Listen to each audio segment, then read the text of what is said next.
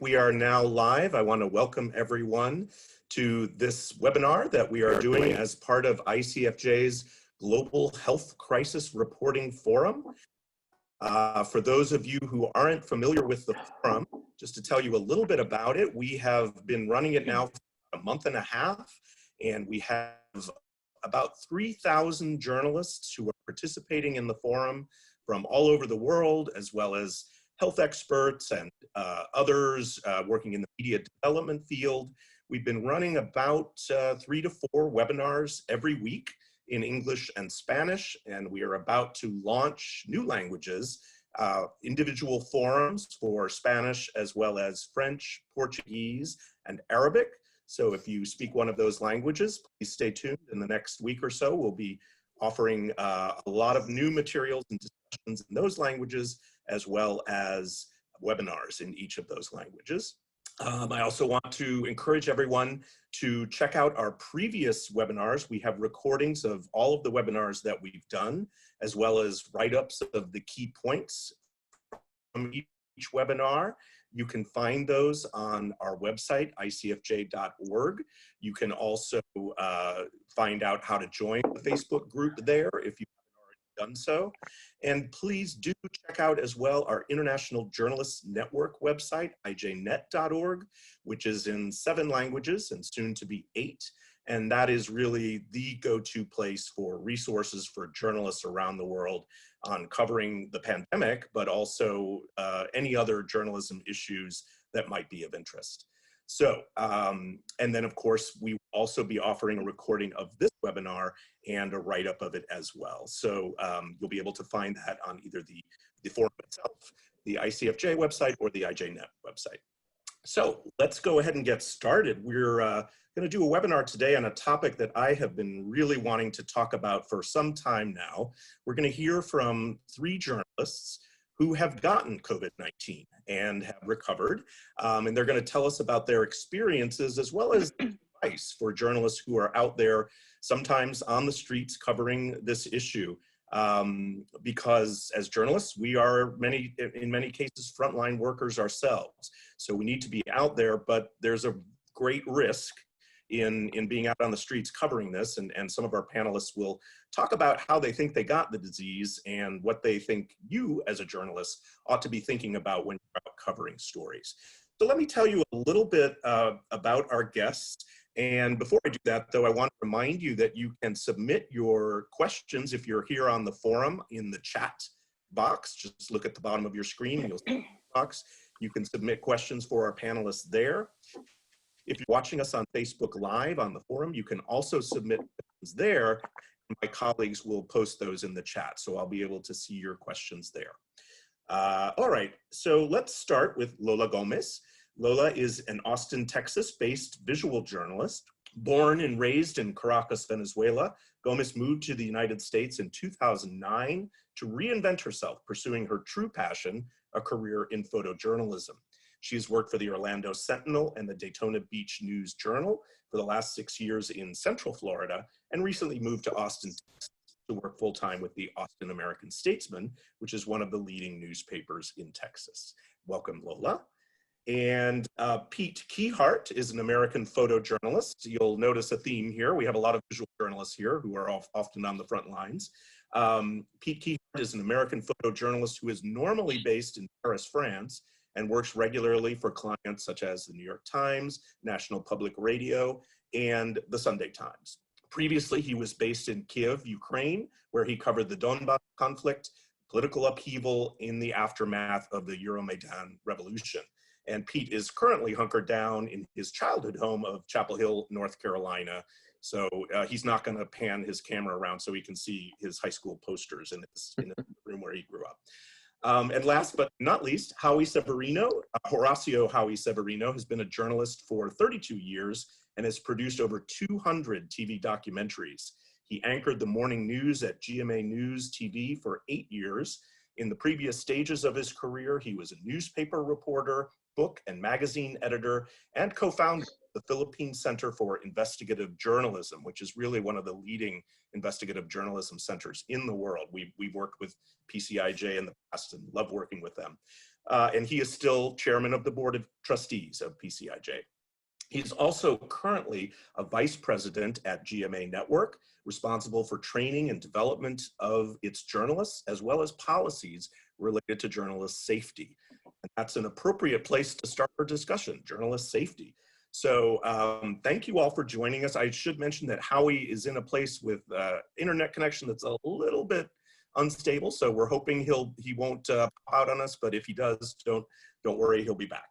Would like to start by having each of you tell us a little bit about where did this start for you? How did you notice, when did you get sick? How did you notice what was happening? If you know, if you think you know how you got it, tell us a little bit about that too. And we're going to start with Lola. Tell us about your experience in Texas. Hi, good morning. Thank you so much for having me here. My symptoms started in March 19th. That week I was working, honestly, I was working covering the pandemic here in Austin, Texas. At the beginning of March, the Statesman decided to send everybody home to work from home. And well, as a photographer, we can't work from home. We have to be out there taking photos and documenting everything that is going on in our communities. So photographers, we were a team because we recently had layoffs in our company. So we were at that time 4 photographers and 3 videographers, and we were out there working. So in March 19th, I started with the symptoms. The first one was fever, and then like 3-4 days later, I started with coughing. Little by little, this is the thing, at least for me, for my experience, the symptoms started really slow and they leave like really slow. It's like the recovery is slow. So everything started like really slow. And so after the coughing, I was having, of course, chills, muscles pain, headache. Then when I was starting coughing, I tried to get tested, and I ended up trying 5 times. At that time, tests were not available as supposed to be right now. They said that they couldn't test me because I was not meeting the whole criteria that they had at that time. I was not over 65 years old. My medical history was not that bad. I honestly only have asthma since I'm a child, but my last episode with asthma was like 20 years ago. So I didn't have a medical history, severe medical history to put me in that position to get tested. At that time, I was running almost 10 kilometers daily. I was eating healthy, so I was really healthy at that point. So well, you've illustrated one of the big problems that we've had in the U.S., which is the difficulty in getting testing. 5 times you tried to get tested. I tried 5 times. You must have known by that time, I gotta have it. How did it feel to not be able to get a test? Yes, the situation was like, I didn't want to expose people to this if I really have it. You know, like they were sending me back home saying it's just a flu, have plenty of rest. So, and I had to work, I had to go out. So I was like debating between like, should I take it as a virus, just common virus, or I have to stay home? So of course I was talking to my boss at that point, and she tried her best to have me home, working from home, like supporting other photographers, translating some interviews for videographers. But I got really bad. And the other part of this situation is that this virus is that at one point, it takes you really down, like crash you completely. So for me was on day 12 when I decided to go one more time to have the test. And at that point, my vitals were all over the places. And in this open air clinic, they said, we can treat you here. You have to go to the hospital. So they were waiting for me already. And well, I spent 3 days at the hospital with oxygen and with asthma medication just to have me, stable at that point. Yeah. And what was it like? How bad did it get for you? What did it feel like? Well, for me at that point, my chest was in pain because I was coughing really hard. I had fist for 10-15 minute coughing, and it was not like it was like complete, it's the whole thing. And the only way that I could stop the coughing was just stay still completely. I couldn't even stand up to eat or go to the bathroom because I knew at that point I will start the coughing. So I decide at that point, like having one trick. So I had to go to the bathroom at the same time to eat, and then go back to rest and stay there for hours. So it was really intense. For me, the worst part was the coughing. The pain is terrible, and you can breathe. You have to take really short breathe, like, because if you go all way in, you trick the coughing. So it has to be really short takes. When you were in the hospital, did you ever fear that you were going to have to be intubated, or was that go onto a machine, or you didn't get that bad? Yeah, definitely, because at that point I couldn't breathe completely, and I couldn't stop my coughing at all. So and honestly, I went a little bit farther about that because my body started to get numb, and honestly, I was like, maybe this is that I'm dying or something, because it's like it was terrifying. I remember I called my sister saying, we have to tell my mom, I don't know if I'm gonna make it. So yeah, it was terrifying, and they put me oxygen immediately, and like 2 hours later I was with my oxygen levels like getting up. So yeah. Okay, we're going to come back to you, Lola, and talk about the recovery as well. But let's move on to Pete. You were in France working as a freelancer, as you have been for many years now, and your girlfriend is also a photographer, but she was back in the States at the time. So tell us a little bit about how it started for you and what it was like. Yeah, so I, as you mentioned, I was in Paris, and I basically made the decision to come back to the States around the time that the president addressed the nation from the Oval Office. And I think initially there was some imprecision in his language, and it sounded like perhaps Americans weren't going to be allowed to return to the States. And so that kind of spooked me. I just thought, what if my parents get sick and I'm unable to come back? And that was just sort of a scary moment, and that was cleared up fairly quickly. But I had sort of already taken the decision to come home at that point. So I flew back on March 15th, I believe it was. It was a Sunday, and I felt fine, but I was going through like Dulles Airport. There was this crazy crush of people. Perhaps people saw that reporting when the United States limited the points of entry to, I think it was like 8 or 11 different airports that you could come into. And there was no sort of social distancing or really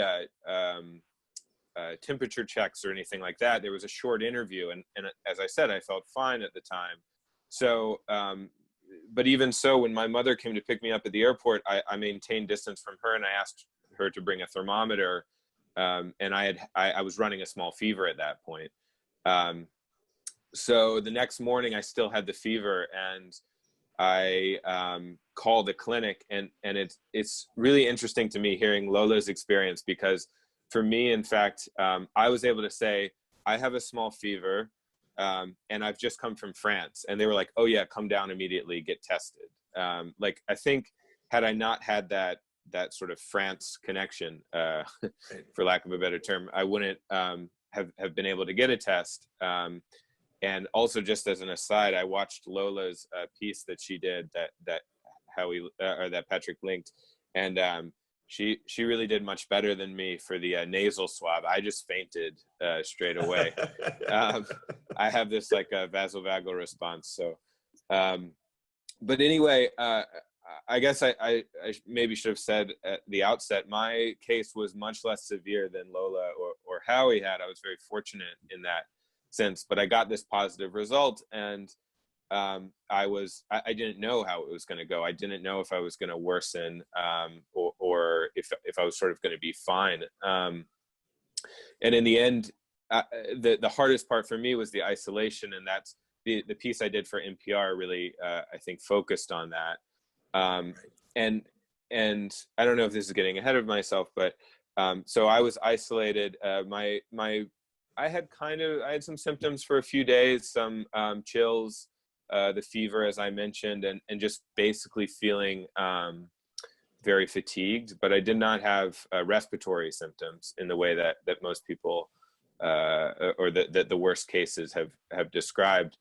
But the really tough thing for me ultimately was deciding when to break isolation, because I haven't kept up with it, but at the point when I was sick, the CDC was saying 72 hours after you're symptom free, you're clear to break isolation.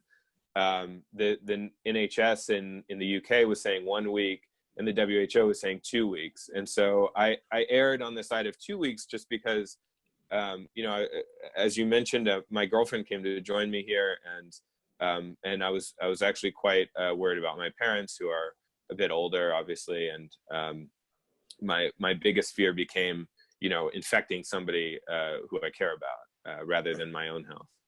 And you and your girlfriend, who, as I said, is also a photojournalist, did a project documenting your isolation. Tell us a little bit about that. Yeah. So links out, by the way, for everyone to see everybody's work. So it was it was really a departure. Mostly I'm sort of like a traditional or straightforward journalist, where I don't put myself in the story, but I was so in the end I was isolated for about 3 weeks in total, between having symptoms and then being without symptoms. And I got into photography because I love photography, so I was sort of bored just screwing around, taking photos, and then I sent some of those photos to her, and then she started taking photos of what her experience was like. And ultimately, when we sort of put an edit together, experimented with that, and then shared it with a few of our colleagues and friends, they said that we had something there, and NPR was kind enough to publish that journal. And you had no contact really with anyone during that time. Your parents knock on the door and leave you food or something like that? Yeah. So we devised, my father's a scientist, and we're also very fortunate in that our house is quite like linear. And so I was able to just sequester in one area that had a bathroom and a sink. And I just did not leave that area.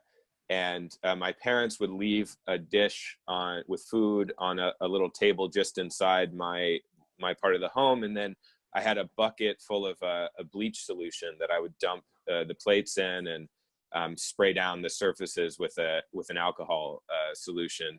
So I mean, it's quite remarkable. I'm even though we were quite disciplined, I'm still very thankful that somehow no one else got sick, because even my parents' doctor said, "Oh, your son has it, so now you're going to get it." Like she just felt it was a certainty at that point. So yeah, I was quite lucky in that respect. Okay. Well, let's now go to Howie in the Philippines. Again, thank you for joining us. I know it's very late for you, but tell us a little bit about how it started for you. And you also were hospitalized over it, so I'd like to hear about that experience as well.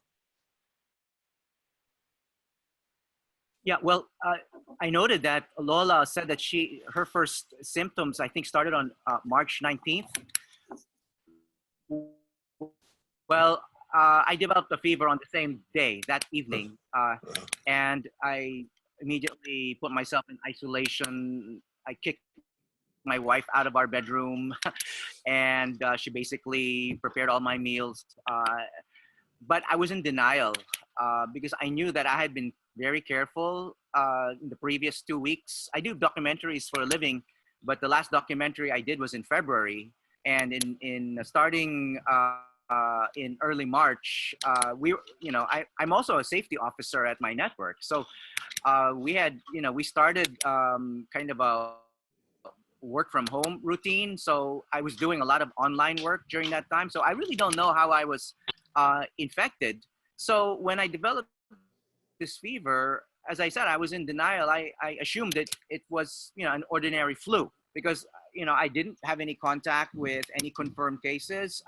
I followed all the safety protocols. I was, maintaining all this social distance with everyone, etc. But when my fever wouldn't go down after a week, then I started getting a little worried. I had a checkup, and they found in the X-ray showed that I had pneumonia. And when the doctor saw that at the hospital, he immediately ordered a swab, the COVID test. And then the next day, I admitted myself to the hospital. I drove myself to the hospital. And a few days later, the result came out positive. And it was kind of downhill from there. The symptoms just got worse. I couldn't sleep for a couple of nights. I couldn't eat. One symptom is you just lose your sense of taste, and I couldn't swallow my food. I felt very weak, and basically, I think what exacerbates everything is you're all alone. Basically, I think what a lot of people overlook is this must be the loneliest and most stigmatized disease in human history. Maybe only leprosy can come close to it, but leprosy has basically been eradicated. So I can't imagine any disease being more lonely. Even at home, I was totally isolated, and in the hospital, especially, my family couldn't even visit. I think the healthcare community has to pay more attention to like mental health and mental wellness issues, because I think it has a large effect on patients' chances of survival. Yeah.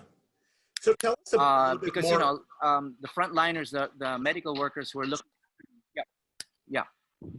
No, I was just going to say, you talked about the stigma. You wrote about it as well in some of the pieces you've done. Tell us a little bit about that. Is it in the Philippines? Did you feel ever like you were being, people were scared to be around you, or has there been discrimination against Chinese in the Philippines, as we've seen in some parts of the world? Yeah. Well, in the beginning, especially since much of the news about this disease was coming out of China, there was some, there's some racism. But as soon as it started spreading to a lot of other countries, that kind of died down. And I knew there was discrimination, not just against people who were known to be infected or thought to be infected, but towards medical workers. Even there was a doctor friend of mine. She told me that previously, whenever she walked into a store wearing her doctor's white gown, she immediately got respect. We generally respect doctors, right, and nurses. But she noticed that people were starting to kind of stay away from her and even giving her a hard time when she tried to enter stores and malls. So I knew that there was this discrimination going on. So when I started showing symptoms, I thought, I was thinking about how to handle it because I was also worried about my family. I didn't want them to also, kind of experience this discrimination. I made a conscious decision after a few days that I was going to go public just to kind of preempt it and kind of prevent, just kind of get ahead of the rumors. Because I come out on television. I'm a presenter of my own documentaries, and I was also a news anchor person for 8 years. So I'm in the public sphere. People will talk about you. So I wanted to get ahead of that, and I think it helped a lot. First I tried to be very transparent with my colleagues because that's important in terms of contact tracing. And then I was also transparent with my neighbors. I live in a compound of townhomes. So, we don't have big yards and fences to separate, the homes. So I was very transparent with them, and they first found out that I was sick from me. And I think they really appreciated that. They didn't get that information from anywhere else. They didn't get it from a rumor. So they really appreciated it. And it got to the point where they were even sending me food and, sending me messages of support. So I don't know how they would have reacted if they heard like from Facebook or something that there was somebody in their neighborhood who was like secretly infected and didn't tell anyone. Right. So I think that was a good lesson for a lot of people. I think we need to be more honest and transparent about this, even if you're scared of the discrimination, because it can actually help prevent discrimination. That's a good point. Howie, you wrote also about how when it got really bad for you, that it wasn't just the pain and the coughing, but you also were delusional. Tell us a little bit about that.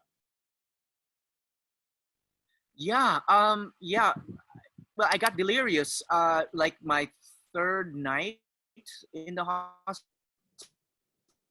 hospital because I was suffering from sleep deprivation because Pete and Lola can probably relate to the kind of anxiety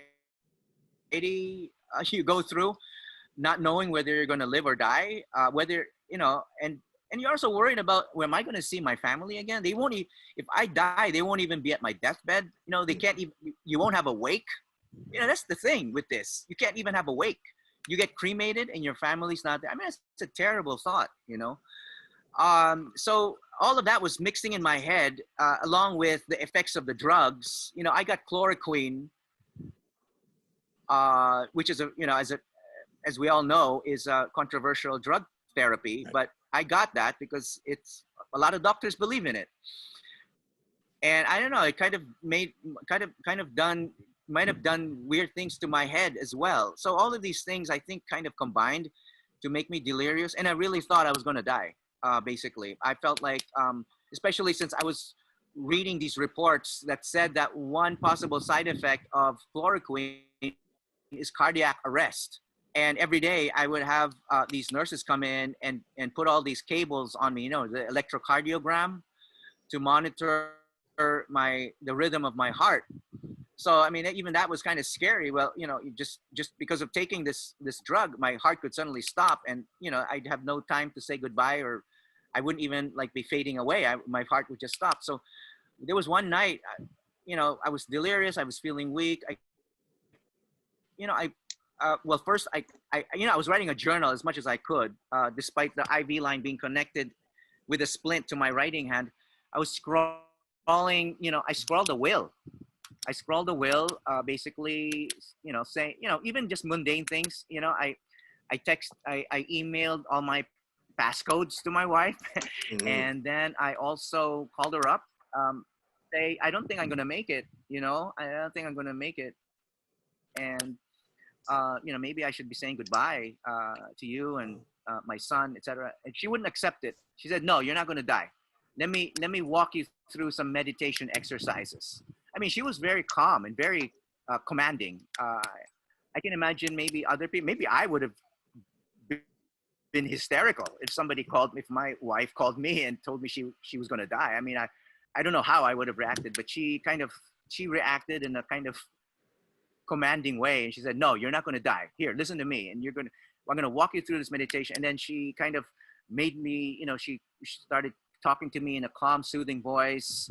And she made me recall our like early days as, girlfriend, boyfriend, and made me kind of think positive thoughts, really nice thoughts. And, because at that time I was thinking of death, and not just my death, but like I saw my late parents, for example, my best friend, my cameraman for 20 years, he passed away few years ago. I saw him and I thought, okay, maybe this is a sign I'm going to be following them into this other world, Wow. So, and that's basically what I told my wife. I'm seeing dead people, and I don't think I'm gonna make it, etc. And she just wouldn't accept it.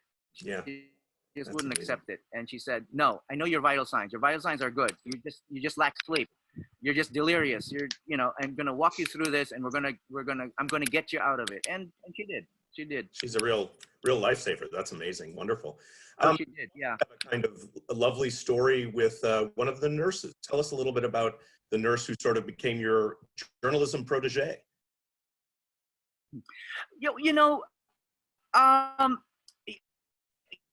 It's a very lonely existence in isolation. But to be honest, you're not totally isolated. I mean, your family and loved ones. You're not seeing anybody you really know, but you're constantly seeing nurses. I mean, they're in these astronaut outfits where you can't even recognize them, but you can talk to them and they can talk to you. And all these people are human beings. They have lives, they've got fears, they've got families. And if you start talking to them, and you're very lonely, so you're looking for somebody to talk to. And there was one nurse, and this guy told me, you know what? I've been watching documentaries for years, and someone should do a documentary about the nurses taking care of COVID patients. And he said, and I told him, well, that's you, all right? And I'm your patient. I'm going to teach you how to shoot. And then he said, oh, there's so many privacy issues. Maybe the hospital's not going to let me. Well, tell the hospital that you're not going to be shooting any other nurse but yourself. You're not going to be shooting any other patient but me, and I'm giving you permission. And he did get permission. So I kind of walked him through how to shoot, basically with his phone camera. I basically explained to him, what a reverse shot was, what a tracking shot was, pan, how to shoot a pan, how to shoot a tilt, POV, etc., all that stuff. And then I told him, these are the sequences you're going to be shooting. Because I wanted his story not just to be about me as a patient, because I'm just lying there. I mean, what's there to shoot aside from all these medical procedures? I said, shoot yourself. You're going home in the dark because there's no public transportation in Manila because we're on lockdown. So he has to walk like an hour and a half home in the dark. And then he's all by himself because he's quarantined away from his family. So he's living a lonely life as well. He's basically like me, very lonely, separated from his family and spending a lot of his time in the hospital, basic isolation. So, between the two of us, I thought there was a pretty good story there about, it's kind of, this isolation, the isolation wing, isolation rooms are forbidden places. Journalists can't go in there. I mean, at least here in the Philippines, we're not allowed. Like if you're well, you're not, if you're just out there, you're a civilian, you're not a patient. We can't go inside hospitals, for obvious reasons. But I was already in the hospital. I was a journalist, and this nurse was already there, and we were both shooting. I was shooting him. I was interviewing him, doing his thing while he's taking care of me, and he was shooting me. And eventually, it became like kind of the inside story of what it's like to be not just a frontliner, but a COVID patient. And did he ever put that into, or did you ever put that into a piece? Is it something people can watch? Yeah, it's maybe I'll post the link to the in the chat box. But yeah, it aired April 18th. I got out of the hospital April 5. I was meeting with my team already. You know what? When I was feeling terrible, I wasn't thinking of anything else but my illness. But when my fever broke, then I started thinking about a post-COVID life. I started thinking, okay, I'm going to get out of here, and this has to mean something. I can't just suffer here and not get anything out of it. And then it's also hard for my colleagues to work. So I said, hey guys, I've got a story. And it's also going to give you guys work. It's going to give our video editors work. It's going to, because you have to continue earning a living even with this pandemic. And for a lot of freelance journalists, a lot of people in this world, if they're not working, they're not getting paid. And exactly. I work with people like that. If they don't work, they're not getting paid. They're not on salary. They get paid per project. They're paid per hour or whatever. And so that was my other, of course, I wanted to educate people about this disease, but I wanted to give my colleagues work. So I said, I met with them on Zoom while I was in my room. I said, hey, look, I might have a documentary for us. So as soon as I get out, we're going to have work. And so it took us about a week to do post-production, and it aired on April 18th. And I can That's share awesome. that link here. Yeah, we'll definitely share that with our audience, including we'll also share the pieces that Pete and Lola have done as well. So you bring up an important point, which is that as journalists, we're often not able to get into the hospitals to show people how bad this really is. And that might contribute to some of the disinformation that is roiling this disease to people who don't really believe it's that much of a threat. So going back to Lola and Pete, tell us, when you see here in the United States, shots of states that are reopening, people are thronging to beaches, back in restaurants, does it give you any sense of maybe people aren't really seeing how serious this really is? Yeah, in my case, I understand what Howie said about the isolation. I live by myself, and the whole thing, I did this with my family on the phone only. I didn't have anybody at home. So basically, I'm tracking that I'm not having human touch since this started. Yeah. The only human touch that I had, it was in the hospital with the nurses and the doctors, and they were wearing gloves, but nothing like skin to skin, since everything started. And so far, still, we're having this, hello, okay. We're having this social distancing still. So we don't have, I'm not having any human touch. So the isolation is really hard.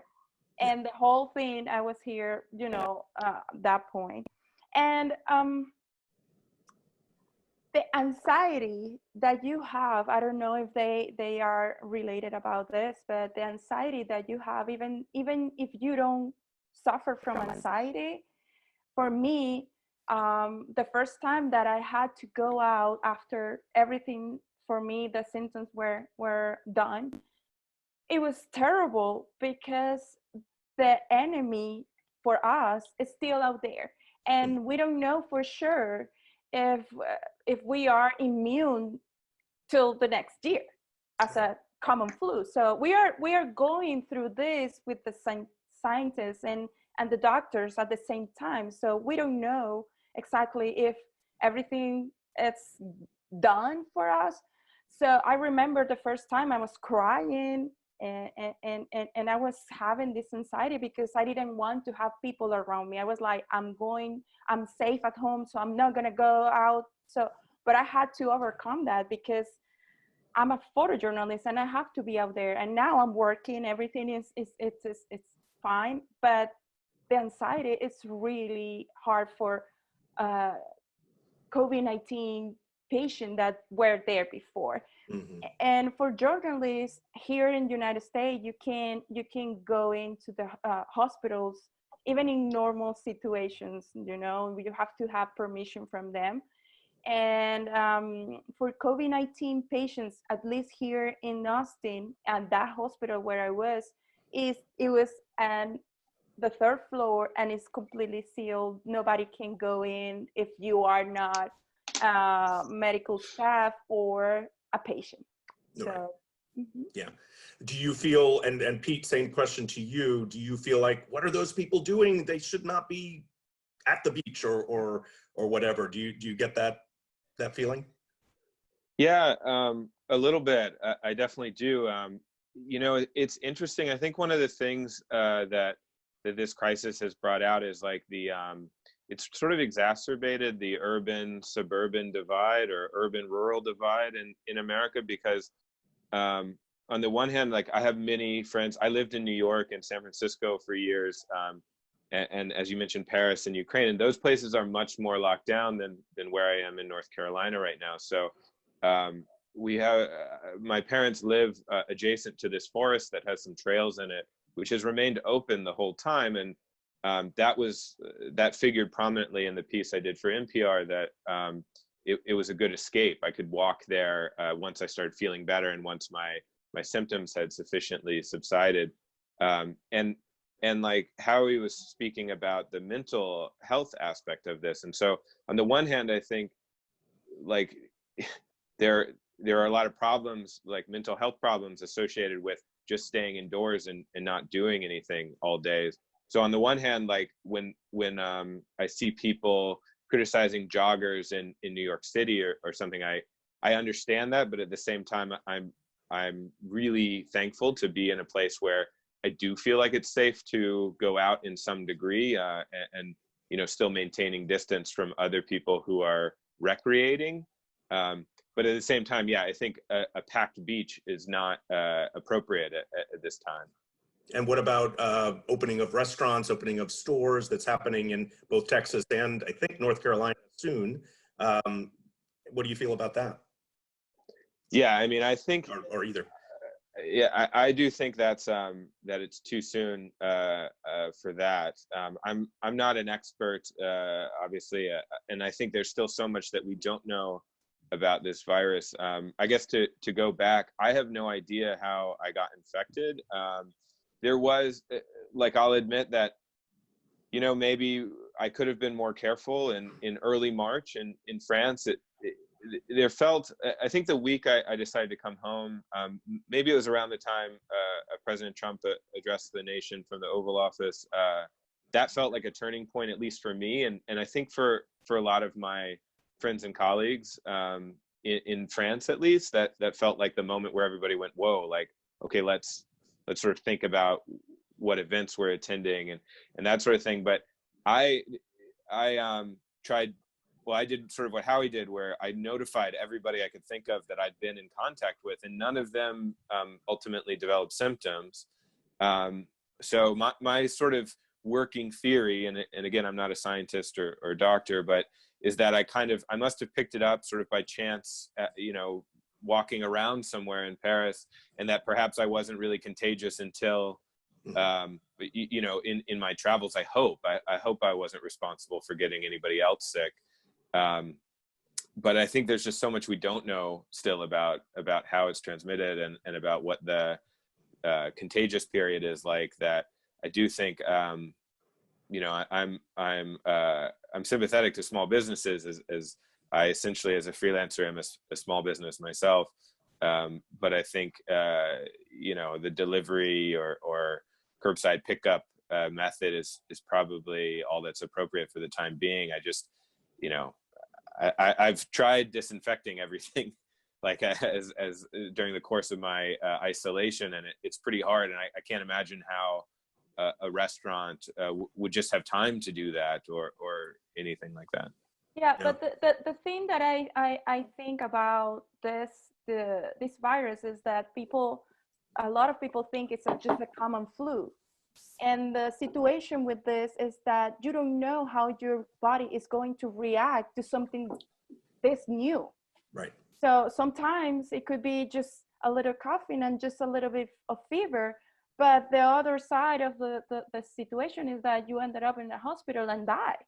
Right. So, and even though if you don't had it that bad, you can transmit it, and you can give it to somebody that could get really bad. So people don't understand that the whole thing. I'm glad that some people are taking this serious, even though they don't have a close case to them. But a lot of them, especially, well, last week, we just opened up some part of Texas at 25% of the capacities, but they had to close 2 parks again because there were a lot of people, and they don't understand how this really works, and the government has to take cover, and they said, oh, they are taking our liberties, and that's not the point. If you don't follow, if you don't take this seriously, somebody has to take this seriously.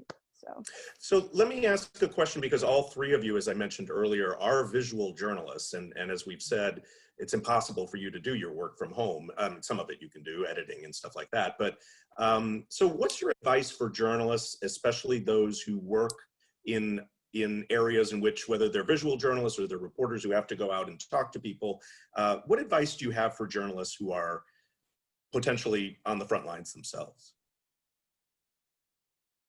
Whoever wants to start. Well, I will say definitely they have to take the CDC guidance to take care of themselves. Wash your hands, the basic, wash your hands, don't touch your face, wear mask. That's the other part. When you wear mask, the regular ones, they are not preventing you to get the virus. Is to prevent, you know, touching your face, or you know, if you maybe have, because there are people without symptoms, asymptomatics with this, and then if you have it, you can, you know, spread it. So you have to, one time my colleagues has to cover the protests about open up the cities. And I was freaking out because I was not in that close situation to get infected, and I still got it. Mm-hmm. So I was calling them saying, wash your hand, clean your equipment, don't touch your face until you get home. When you get home, take off your clothes and go to take a shower immediately. Don't take your mask off until you get to somewhere where you can wash your hand. You know, you have to be extra careful as a journalist, because it's just one mistake what it takes. You can do everything every day, everything right, and then you touch a surface and then you forget it, and then that's it. It's what it takes. So you have to be extra careful. Wear the N95 mask when you're in a really close situation, like documenting, you know, close people, like in groups, and don't get used to, oh, this is done, I'm done, I'm fine. So every day remind yourself that you have to do all these steps, so you're gonna be safe that way, at least. Yeah, thank you. That's very good advice. And we know that journalists tend to sometimes think we're invincible. You know, we are super strong, and we don't, and you guys are all young. You know, it's not like you're elderly or anything. So I also want to remind people that feel free to submit questions on the Zoom chat or on Facebook Live. Pete, Howie, either of you have any advice for journalists who have to be out in the community? Yeah, I was just going to say that I think something that was going around early, I think in March, there was an interview, I think with a fellow in the UK who was saying that his way of thinking about it was just to assume he already had it, and to do a sort of approach it in that manner. And I think that's really smart. I think that's a good way to think about it, because you're exactly right. We do have this idea that, you know, we're invincible, or we know better, or something like that. And like my main fear has been that I would, because for the time being, I'm sharing a home with my parents, that I would infect them, you know. And so that's something I've been struggling with. And I would agree with everything Lola said about wearing proper PPE, and I think maintaining distance on our assignments. I have the, you know, fortune and the challenge of being a freelancer, which means on the one hand, you know, it's harder to work in some ways, or harder to get regular work. But on the other hand, like, I'm not interested in covering those reopen protests for the time being, just because they scare me in a way. And I think they're an important story, and my hat's off to those journalists who are covering them. But it's not something that I feel like I can bring a particular perspective to, or anything like that, and I'd rather avoid those for the time being. And some people think that you've gotten it, so now you're safe, you can go out. But Lola, as you said earlier, we don't know that yet. You could get reinfected, so it's not like you're Superman now. You can go wherever you want. Howie, do you have any advice you want to give? Well, you know, the common advice to maintain, you know, social distancing, physical distance between you and other people, that goes against the nature of our work as visual journalists. I mean, we need to get close to the action. If you don't have this, if you don't get the story, there's a saying that, that means you didn't get close enough.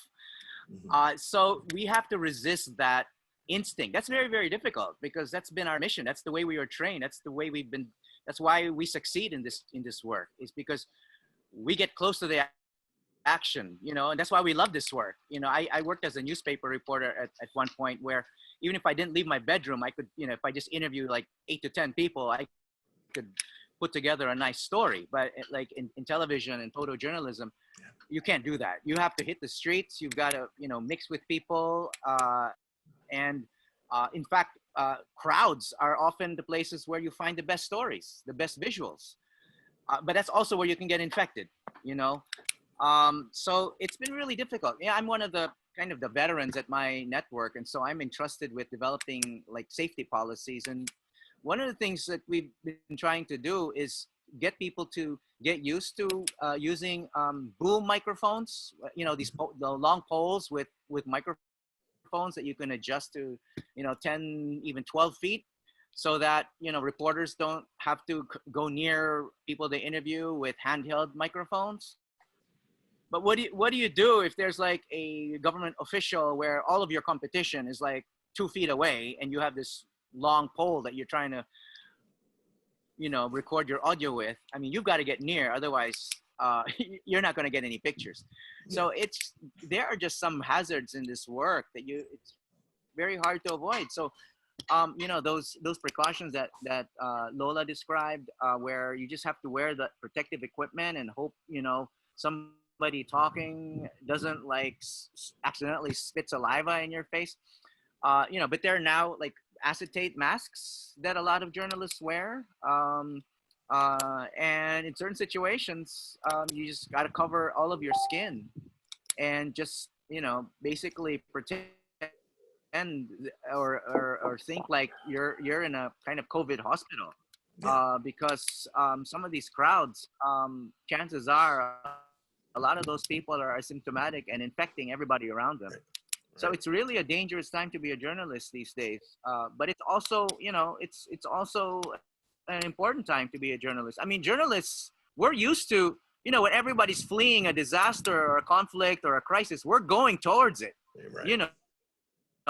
People are fleeing fires. We're going towards fires. I mean, I've covered earthquakes. I mean, Philippines is a disaster-prone country. I've covered so many conflicts and disaster, but this is different.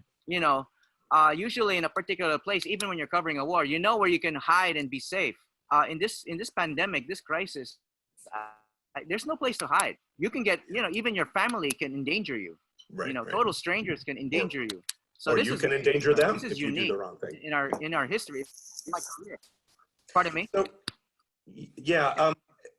this isn't a freedom of expression panel, but I did want to mention that just yesterday, the Duterte government closed one of the big networks in the Philippines. And Howie and I chatted about this a little before the call. Does that worry you in a sense, that the government is now shutting down sources of information in the Philippines?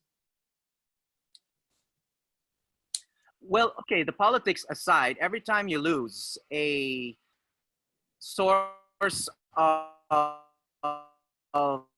information produced by journalists, by professional fact gatherers, it's a loss to society. It's a loss to the world, basically. It's a big public loss. We don't have to go into the legalities of it. And, I don't think the legal side of it was so urgent that this had to be done like this week, when there's such an urgent need.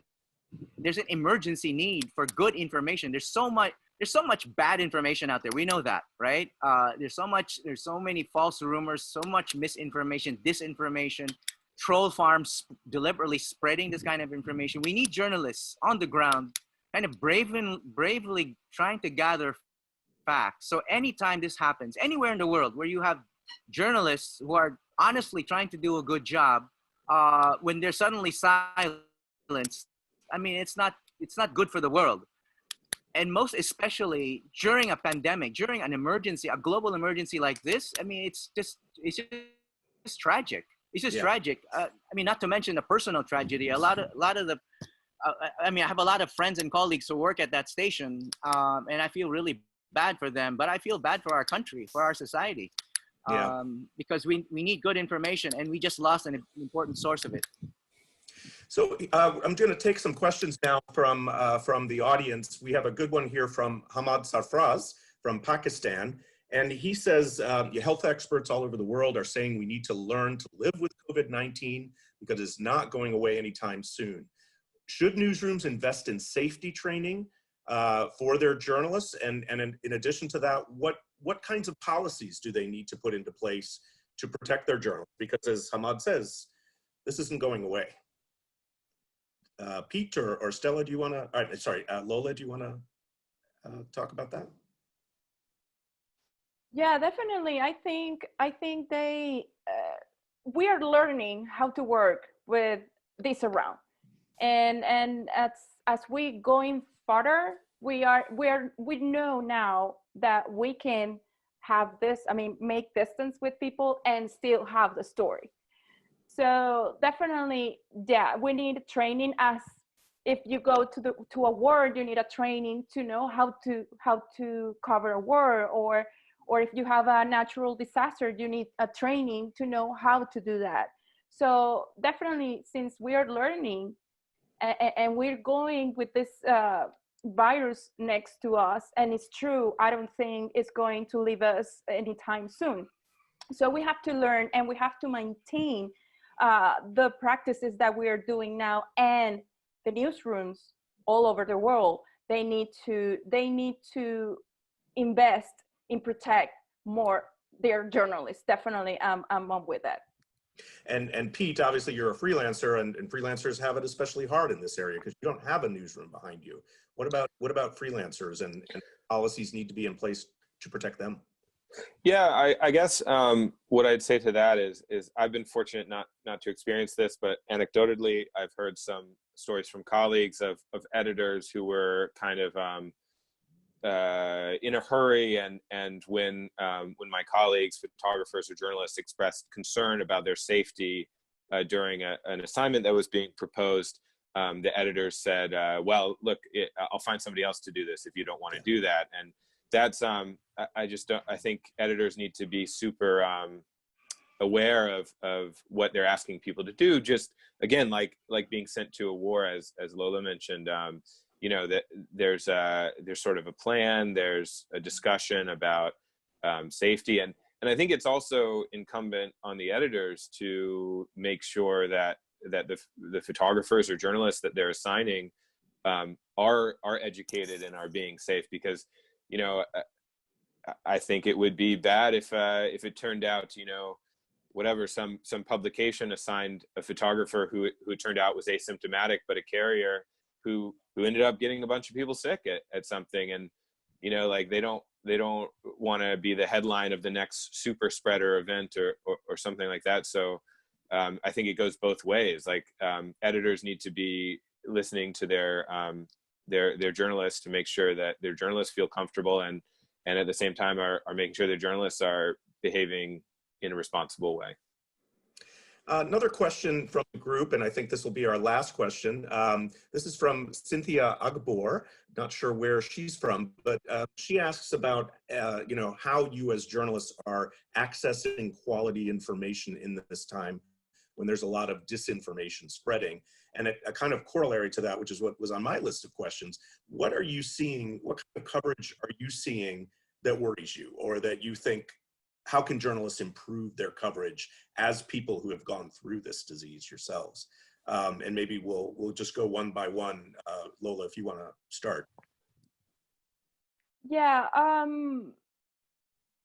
the situation, for example, here in the United States, a lot of people don't believe about this. They blame media, saying that media is creating panic in every country, which is not true. We just deliver the stories, and we just give numbers, and we manage to have all this information and give it to the public. That's the only way that people can be informed.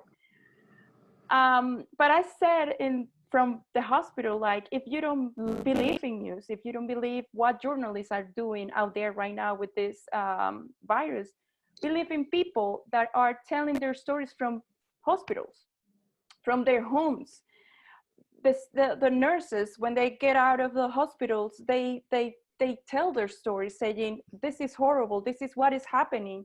So I definitely recommend journalists to get reach to them, to people that are having or living this virus from the inside, and they can give you all the information, and you can notice, as I mean, Howie is saying, Peter is saying, like, I relate their experience with what I lived. So you can have a sense that it's not that we are making up this. Everybody's having the same experience. So you can have their stories, like personal stories, intimate stories, from them, from people that are inside and they are living this virus from inside. Great. Thank you for that advice. And Pete, what do you think in the coverage you're seeing? What would you like to see improved? Well, I think, this is one of the most important times to sort of stick with your verified news outlets, those trustworthy reporters that we're all familiar with, like the New York Times, Washington Post. There's hundreds of media outlets out there that we're familiar with, and I think this is like the most important time to stick to those sources. And I'd also just say, like, this is a forum for journalists. So, if you're a journalist and you're trying to get good information, I'd say that social media is a great place to find stories, but not necessarily to learn about what's going on from. So, if you see something, like, as a journalist, if you see something on social media that seems off or seems crazy, like, get in touch with that person, and maybe it's a story, but maybe they're also a bot or a crazy person or whatever. But that, I think that would be my main advice in response to Cynthia's question. Okay, thanks. Howie, how about you? What would you like to see news media do differently or better?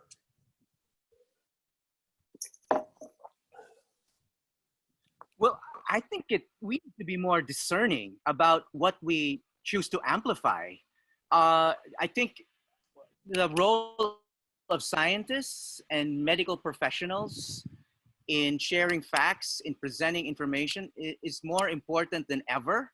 And maybe the role of some politicians should be maybe minimized in terms of the way their voices are amplified in the media, because bad information these days is no longer just entertaining. I mean, it can kill. For example, that suggestion a couple of weeks ago that one possible solution to all this is like injecting yourself with Clorox, and then all of a sudden, there are people going out and buying Clorox as a kind of medicine. I mean, that can kill you. That can kill you. Yeah. I think that if, like, even political leaders who are important, if they are known to be spreading bad information like that, obvious, if it's not a lie, then it's a completely misleading kind of information. Media should not be amplifying that. Why? Okay. Why do we need to amplify bad information? That's not our role. Our role is to find facts and the truth. It doesn't matter who's saying it, right?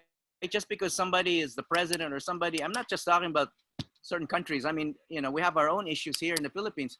And that's also a big debate here because, we have press conferences here where there's a lot of nonsense being discussed. And we have big debates here about whether, we should be covering this live. Should we be even covering it at all? It's a debate that's worth having. I think we should just be more discerning, because bad information that's presented out there can kill. It's not just, this is not just entertainment anymore. This is not just partisan, combat. This is a matter of life and death. And so I think we should be paying more attention to what the scientists are saying and make less attention to the politicians. Thank you for that. That's a good way to end our discussion. Cynthia, by the way, who asked that question, notes that she is from Nigeria. So thank you for that question. Thank you to others who submitted questions. I'm sorry we weren't able to get to them all, but we are a little bit over time actually. So we're going to stop here. I want to thank you all very much, Lola, Pete, Howie. As you have all said, it's so important for people who have been through this to tell their stories. So that people will know how bad this can really get. And also your advice to journalists who often have to go out there and cover these stories is so valuable. So thank you all three for that. I really, really appreciate your being with us to talk about this experience. A reminder to those watching, we have recorded this webinar and it will be available soon on ICFJ's YouTube channel. We will also post by tomorrow a write-up of the key points from the webinar. We'll include in that write-up the links to the stories that each of our panelists did on their experiences, so you'll be able to read or watch their stories. You can find that on the ICFJ.org website or the IJnet.org website, along with write-ups of all the other webinars that we've had and the videos. Those of you who registered for the webinar on Facebook will soon receive a survey, and we really ask that you fill that out because it's very helpful for us as we plan more webinars in the months to come. We have one more webinar this week on Friday at 10 a.m. Eastern Daylight Time. We will talk with Dr. Anders Tegnell, the state epidemiologist of the Public Health Agency of Sweden, about lessons we can learn from that country. As many of you know, Sweden has taken a very different and somewhat controversial approach to dealing with the pandemic than most other European countries, at least. It has avoided a lot of the stringent lockdowns that are happening around the world. It'll be really interesting to hear about this from someone on the front lines. So please join us on Friday for that webinar. Again, if you haven't already, please join our Facebook forum, the Global Health Crisis Reporting Forum on Facebook. Just search for that on Facebook and you can join us. We're having very, very interesting discussions there along with these webinars. So I want to thank again our panelists and thank you all for joining us. Stay safe.